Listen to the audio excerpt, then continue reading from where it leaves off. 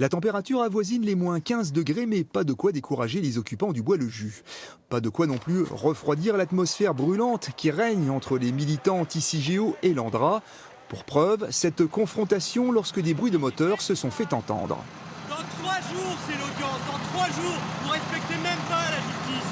Allez, sortez. Ces engins doivent enlever la clôture illégale érigée par l'Andra afin de remettre le site en état conformément à la dernière décision de justice. Je retire les plaques qui sont cassées. Les plaques qui ont été cassées par les opposants, je les retire. Je remets en état.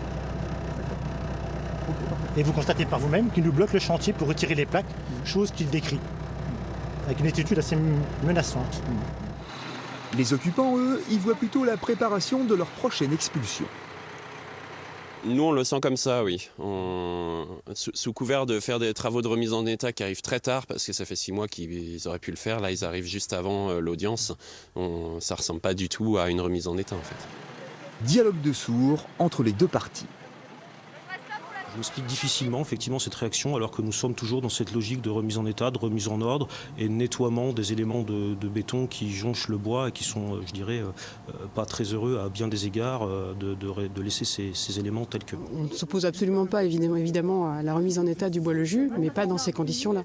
C'est-à-dire que jusqu'à présent, quand l'Andra est venu reboiser, et d'ailleurs il n'y a eu aucun problème sur le reboisement, ils nous ont prévenus par la voie de notre conseil qu'ils allaient venir, à quel moment ils allaient venir.